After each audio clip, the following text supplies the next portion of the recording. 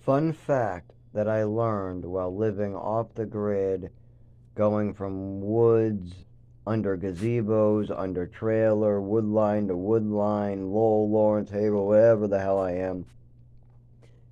Sometimes I would stay on somebody's couch. I would try to be in the shelter, but the shelters don't like my disability. They want to discriminate because I have a disability and no documentation thanks to my mother and father, and I'm working on it, but I mean, you're forced off the grid and they force you to move around. The police tell you, keep it moving all the time. It's a little hard to get anything done.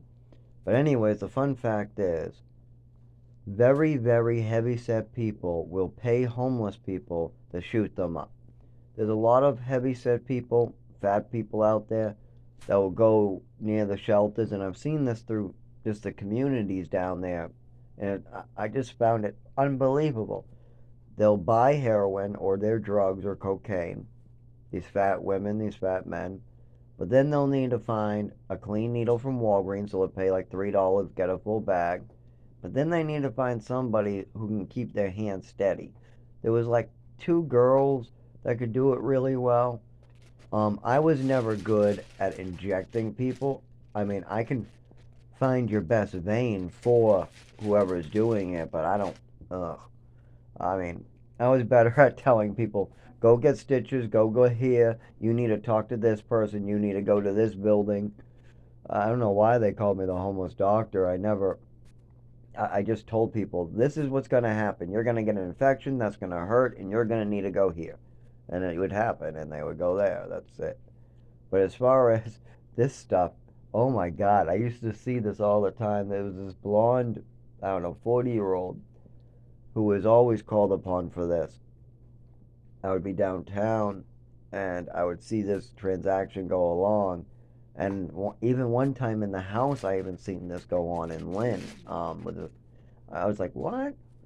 They're like, oh yeah, us heavy people, our veins are so deep and we're so heavy and we can't bend the certain ways that the only way we can do it is in the back of the knee or the neck or stuff like that where it requires help from another person because we're so heavy set. I was like, oh my God. Then why do drugs? Oh my God. You're so heavy set that you can't inject your own cell, and it has to be in the back of the knee or the neck, or something like that, they usually say. And I've seen this for like four different heavy set people that are drug addicts. And I did tell them where they could go. I'm like, did you know that there are clinics that will like give you dope every morning, or and then you can just like not have to do that, or maybe you could talk to a doctor about getting painkillers if you have like diabetes, or if they cut you off painkillers, maybe you could look online for a CBD alternative and maybe not go to a 40-year-old woman who is living in a tent and bring her home to your house to stick you with a needle in the back of your knee and then lie to you. I mean, these homeless people lie half the time. It's probably a muscle pop and they're probably getting infections. I mean, this is terrible. I mean, you have a clean needle, but the water sources aren't clean. I mean, some of these people I've seen just like pull up pond water. One person, oh, what was that disgusting? Toilet water. That's what it was. Ugh. Who said they did that? Oh, oh, that was the bad Kenny I don't like. Oh yeah. Oh. So yeah, you got a lot of these people struggling out there that I couldn't. I would never go that. I could never get there. I could never get to that point. I'd rather just like vomit over a trash can and be sick. Or, I mean, I never could get that type of money either. I don't know how these people, maybe, I think they must get their apartments through Section 8 for free and then they get a Social Security and they spend it. That's usually what I see in these situations. But it was something.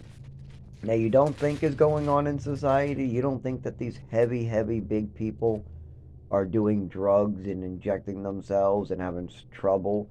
So having to go out to get a homeless person to inject them in the back of the knee or in the neck. But it's a common thing town to town. And I was like, holy shit. I didn't know that any fat people that want to inject drugs or get a opiate habit usually have to find another person to help them inject it. I'm like, ugh, that is just like, just take a pill. Come on, anything. On the back, I could never inject myself in the back of the knee, the back of the leg. Oh my God! And it's not even myself. It's somebody else who you can't possibly trust. Oh my God! I don't know how these ladies do this. There was one guy and three ladies I observed, and they're split between two towns. But when I asked around, it's a common occurrence. You wouldn't believe the stuff that I was able to find out in Boston, Lowell, Lawrence, Haverhill, Rochester, Somersworth, Manchester, um, South Brockton, New Bedford, Lynn, back to Lawrence, a lot of Lowell again. It's a little bit of Haverhill again, but Haverhill no. As soon as police officers start arresting you literally for walking down the street, it was probably because I was on the medications my mother wanted me to take that morning. Every morning I looked drowsy. And I did a favor for an old lady at a church. I gave her medication. I didn't want any. This lady tried to give them to me. I gave them back to her. Whatever. No trouble. Honestly, I didn't even take a second thought. All I know is the whole entire day, the only pills I took were the ones I was prescribed. Where I was prescribed a benzo, by the way. I've been prescribed benzos before. That's nothing new for me. There's been Klonopin, Clonidine, Xanax, Ativan. There was another blood pressure one called Propanolol, Metropolol recently just for blood pressure. So I've had a lot of benzos and a lot of non-benzos and a lot of just crazy. They even have made mistakes on my files. There's been times where they've given me like clonidine and put in Klonopin. There's been times where they did the opposite, back and forth. There's been mistakes. It's not fun to be drugged on and off for nothing. I mean, it's not even like for instance, if somebody literally is torturing you and you're in excruciating pain. Like if I were to take a saw blade and start cutting you, and then you started screaming and flipping out because I'm cutting you, and then I said, see, he's violent because he's screaming. That would be nonsense. I'm doing harm to you, and you are screaming because I am harming you. That is a common thing. But when you have the setup for like my mother and father, I'm not even allowed to get mad when somebody wants to hold me up at knife point. If I try to defend myself, if I try to get mad, if somebody tries to hurt me, if somebody tries to lie and make up fantasies or stories, if I try to do anything, I am fucking hurt every time thanks to my mother and father. Because there is no truth. There was no truth. A swimming medal doesn't mean I have attachment disorder, and giving me lots of downers doesn't mean I'm bipolar. And just because I played with a match doing a science experiment doesn't mean shit. It means I liked fire. Ooh, fire. If that's what required people to get naked in hospitals and get shot up, no, all my parents wanted was they wanted more time to themselves. Well, you can do that a lot of different ways without having to have your son get naked in front of strangers. Because that's what my father had me do. I literally held a match to some slug slime playing with the match, and my father thought it was acceptable for me to get naked on a weekly basis in front of strangers and get held to the ground and get 2 doses of the same medication because my roommate wants to spin fantasies to the staff members. There's little to no. I mean, of course, my mother and father are saying, he's a liar, he's a thief, he tells fantasies. So when my roommate goes into the hall to get me back, what did he get me back for? I told him to stop talking about cocaine. This was before I ever knew really anything about it. But I didn't care. We're in a padded room. What the fuck? I mean, my roommate's talking, oh, cocaine this and cocaine that. Shut up. And he didn't like that. So he went in the hallway, then went to a staff member, told them I wasn't taking my meds for goodness sake. And they came in and asked what my candy cane powder was. I'm like, it's candy cane. I took my meds in front of you. I took my meds, okay? There's a lot of meds here. I'm already feeling drowsy. I'm already getting fucked up enough, okay? You guys have already done enough damage, is what I'm thinking. I've already taken my pills. I've swallowed them. I'm going to start drooling all over itself. Don't worry, my penis will start dripping from the Seroquel in bed. Don't worry, my nipple will start having milk come out of it soon so you guys can milk me. Don't worry, I took my pills for you. My mother wants me on risperidone and she knows my nipples are leaking some clear fluid and she says that's okay. So you can hook up the milk harness soon, I'm thinking. What the fuck do you want me to do? These meds make me tired, drowsy, and they make me unfunctionable. I can't function, I can't learn, I can't do fucking shit, but just sit there drooling. It's not healthy. But I just tell them the truth. I took my meds. You were there for it. Well, and Bobby, I don't know why he's saying that, but I guess he's just telling a story. Oh, yeah. And then she gets a big grin on her face. Come on, hold him down. Let's inject this motherfucker. Yeah. That's the type of attitude she had. She was literally smiling, grin the grin. This is the joyful, I love hurting children look. And then she literally just calls them over to give me a second dose. And they do this all the time. If there's any question about your medication, they don't care. They'll give you double doses. If it's either you don't take any dose because you cheeked it or you make a mistake because your roommate is just telling fantasies, it doesn't matter. When I got parents like mine, they always double dose you. So I've been double dosed twice by a facility. In St. Anne's Orphanage, I got double dosed my Ritalin once, or whatever the one pill they gave me was. And that's because the kid at breakfast was mad that I didn't get mad at him for putting ketchup in my orange juice. He was trying to get me mad. I wouldn't. He asked, "You're not upset that I put ketchup in your orange juice?" I'm like, "No." And I went to eat my eggs. The kid said, "Oh yeah, watch this." And he got up to tell the staff something. I'm eating my eggs. The staff then proceed to double dose me. Same thing happened older in this place that my mother and father wanted me in, where I had to get naked at the age of 12 in front of strangers. They're doing bum checks and stuff. Again, just for holding a match to some slime. That's it. And being honest about it to my father. He didn't even go out to check for the rock until after I told him. I told him about it, then he went outside, he took a look at the rock, he found some slug slime, he found some matches, he came back in, then he told his wife, and then my wife went to the moon with stories. He's hurting animals. He is a serial killer.